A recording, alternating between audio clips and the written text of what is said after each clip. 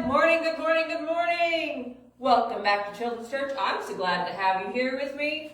And it's a brand new month. It's March, and we're going to be marching along through the life of Jesus. Today we're going to be in the book of Luke, chapter 2, verse 41, and we're going to jump right in when Jesus is 12 years old. Every year, his parents traveled to Jerusalem for the Passover festival.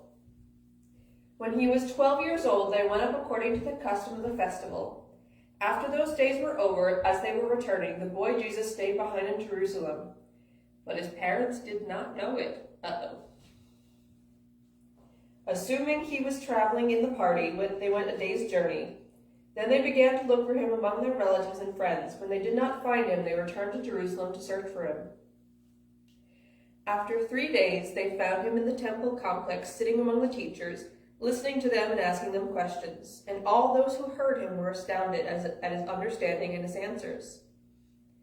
When his parents saw him, they were astonished, and his mother said to him, "Son, why have you treated us like this? Your father and I have been anxiously searching for you."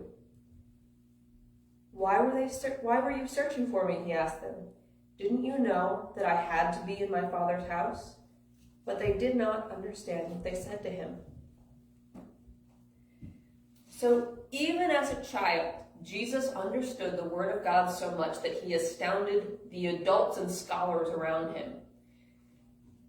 He was there with teachers. He was there with people who knew the written Word backwards and forwards, and he astonished them. Yes, part of this is because Jesus was God's son. But what else can we learn from Jesus about this? Other than he had a little bit of a rebellious streak. A little bit. Jesus was human, just like the rest of us. He had his own ideas about what he should be doing. Now, I do not recommend that if your parents have to go searching for you and they find you somewhere you're not supposed to be, you answer like this. I don't think it will go well for you. I don't think it went well for Jesus either, honestly.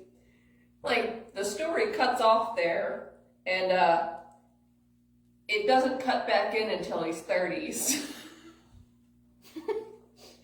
I don't think he got away with that scot-free. I just don't. Mary might have known he was God's son, but he was Mary's son too, and I just don't think it went well for him. Because if you make your parents search for you for 3 days and then go, "What? You didn't expect me to be here?" I think you're going to be grounded. Possibly until you're 30. That might be why Jesus started his ministry later on. I think you might have been grounded for 18 years. I'm kidding, sort of. But even back then, Jesus knew who he was and where he was meant to be.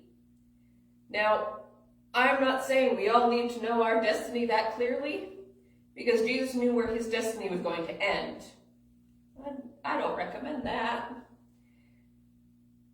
But there are things that we know we're meant to be doing. We're meant to be learning.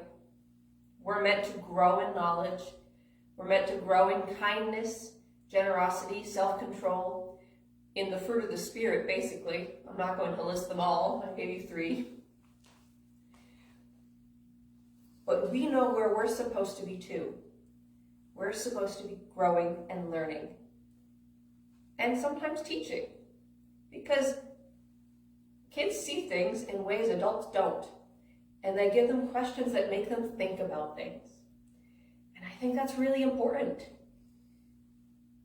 We all need to be thinking. We all always need to be growing and learning and teaching each other. So that's what I want you guys to remember for this week. I also want you to remember, don't wander away from your parents and then act surprised that they didn't know you were gone. Don't do that. Just some advice from me. Jesus' advice is be where you're supposed to be in learning. My advice is make sure your parents know where that is first.